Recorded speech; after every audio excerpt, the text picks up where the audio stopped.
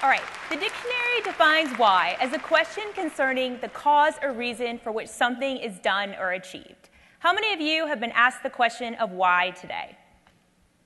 Nobody? Come on. Okay, well, my question to you is, why do we have to have a reason for the path we choose in life? Sometimes a goal just seems right to want to achieve. Some call this a gut feeling.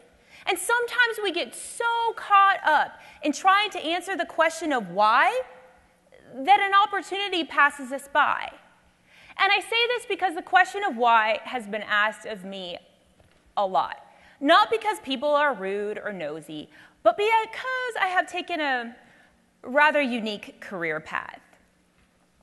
I grew up in a normal home. I'm the daughter of educators. I went to a great school. I studied dance for 15 years, and I sang and I danced my way through high school musicals. And though I've always had a love for performing arts, I've had an even greater love for history. And really, ever since I can remember, I've always wanted to be a high school history teacher. And though this is what I do today, my path to get there is a little different. And I realized that if I had taken the time to always think about why along this journey, I wouldn't have the opportunities that had come my way.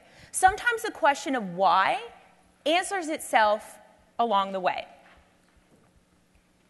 So, how does one come to work for the CIA Counterterrorism Center, become a special agent with the FBI, and finally a high school history teacher? I think that this question is best answered through my journey by describing it in scenes that began in college. Scene 1. I'm sitting across from the dinner table with my parents. I'm a senior majoring in history at USC. Go Trojans. Sorry. Majoring in history at USC, and I tell my parents that I've accepted the opportunity to go and intern for the Senate Minority Leader Tom Daschle in Washington, D.C. Now, he's from South Dakota. I am from California. So, of course, my parents asked me why, and my answer is, why not? It might be fun. Scene 2. It's January 2000, and I'm standing in the receiving line at the State of the Union. I'm surrounded by senators, newsmen, congressmen, and I'm waiting to meet the then President of the United States, Bill Clinton. I expect him to just walk by, shake my hand, take my picture, and move along. Much to my surprise, shock, horror, whatever you want to call it, he actually stops and he asks me a question. And his question was, why did you intern from a senator from South Dakota when you're from California? Fair question. I'd like to tell you that I had a super profound response for him.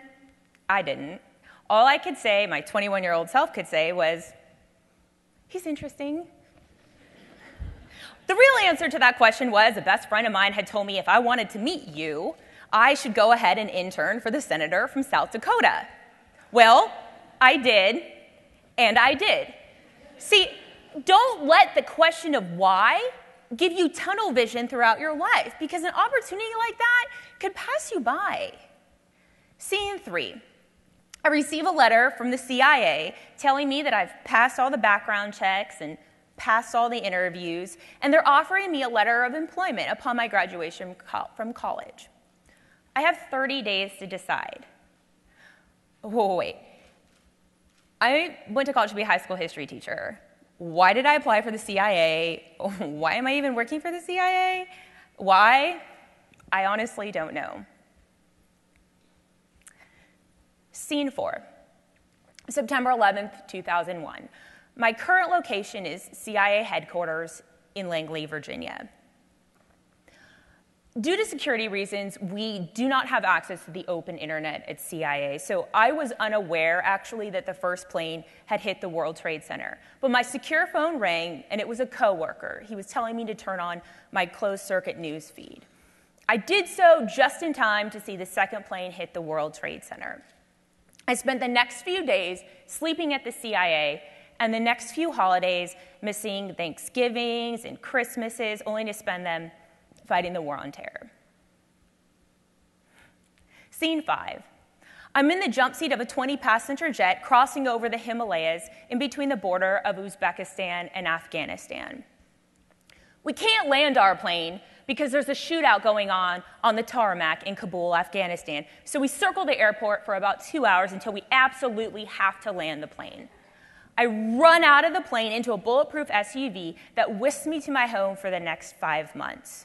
Am I scared? No. Why? I don't know. Should be. Scene 6.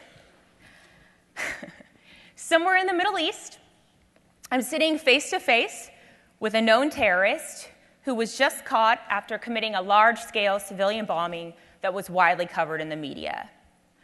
Most people ask me at this point if I was scared. I actually say no, which, you know the drill, begs the question of why. You also know the drill, I don't know. Scene 7. I'm in the final PT test, or physical training test, at the FBI Academy in Quantico, Virginia. I pass, and 2 weeks later, I become a special agent with the FBI stationed in a California field office. Now, the decision of why I left the CIA was an easy one. I loved working the counterterrorism issue, and I loved my colleagues, but I no longer wanted to spend my life living overseas. Working at the FBI would allow me to pursue my love of counterterrorism while still remaining stateside. Scene 8. It's 2005, and I'm sitting outside the door of a dangerous gang member, waiting to arrest him. I'm clad in my bulletproof vest with my badge and my gun and a shotgun in my hands. Am I scared? No, but that might have something to do with the shotgun. Just saying. Scene 9. I make the decision to leave the FBI and to go and pursue my master's degree in education. Why? Because this is exactly where I'm supposed to be. Final scene. I'm walking across the stage to receive my master's degree in education. I received the award of Master Students of the Year, and my thesis is published in an educational journal. Now, why did I do this? Because this is exactly what I'm supposed to be doing with the rest of my life. My point is, if I had stopped to always think about the question of why, I may have become completely paralyzed with fear or realized just how out of character these career choices were for me.